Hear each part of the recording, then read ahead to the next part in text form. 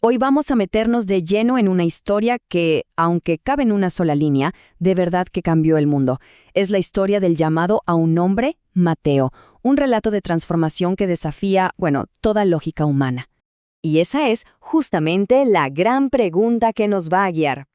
Para entender por qué esta lección fue tan, pero tan revolucionaria, primero tenemos que conocer bien al hombre en el centro de todo esto, y por qué su llamado fue algo tan radical. Bueno, vamos a sumergirnos un poco en el contexto.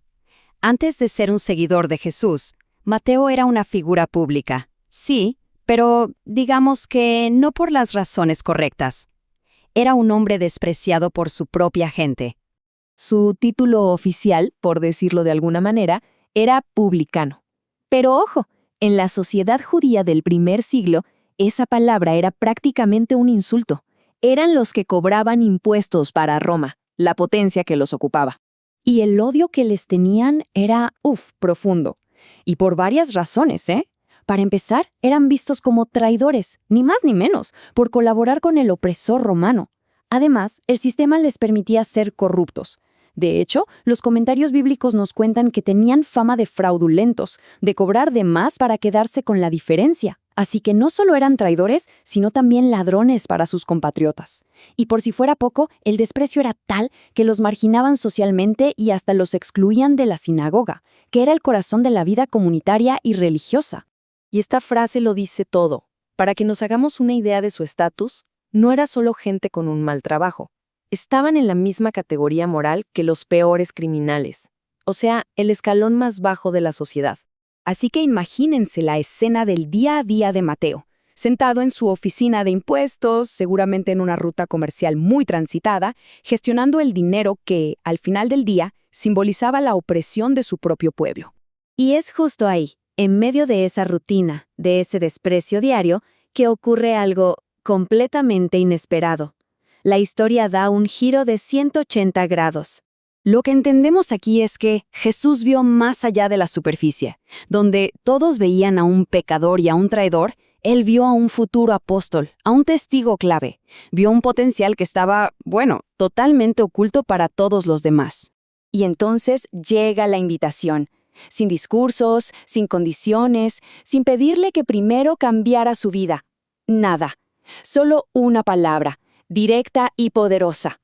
Sígueme. Ahora, pensemos un poquito en lo que hay detrás de esta palabra tan simple. Sígueme no es una sugerencia, es un llamado que demuestra una autoridad total y al mismo tiempo es pura gracia, una invitación que se ofrece no por los méritos de Mateo, que a ojos de la sociedad no tenía ninguno, sino por la iniciativa de quien lo llama. El llamado fue impactante, sí. Pero la respuesta de Mateo, ¡wow! La respuesta lo fue todavía más.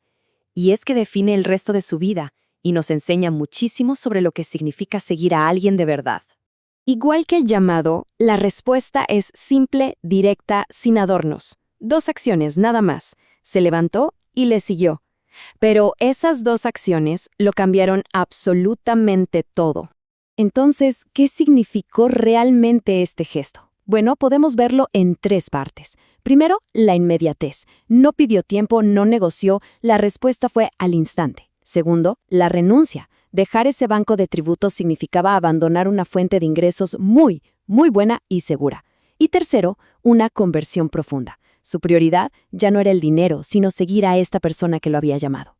Podemos verlo como un gran intercambio, ¿no? Dejó atrás la comodidad y la riqueza.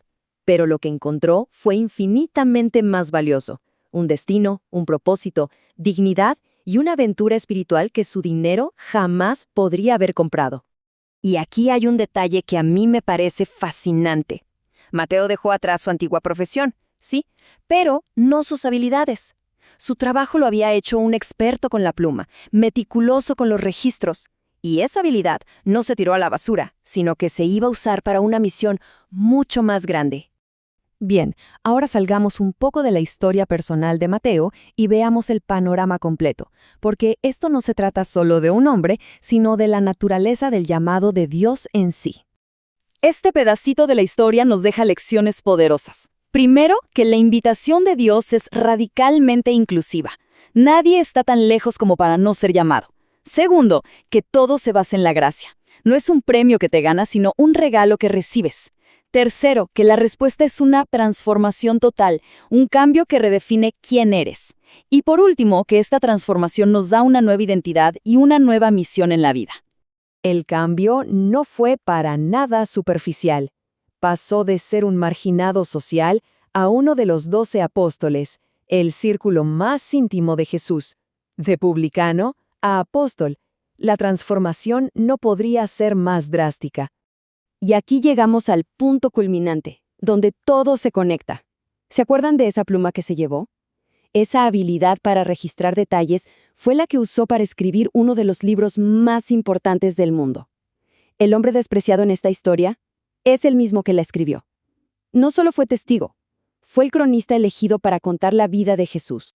Y así, la historia de Mateo nos deja con esta reflexión. Si una simple invitación pudo transformar a un traidor marginado en un evangelista, nos obliga a preguntarnos, ¿qué etiquetas y qué barreras de hoy en día son irrelevantes ante un llamado a una nueva vida?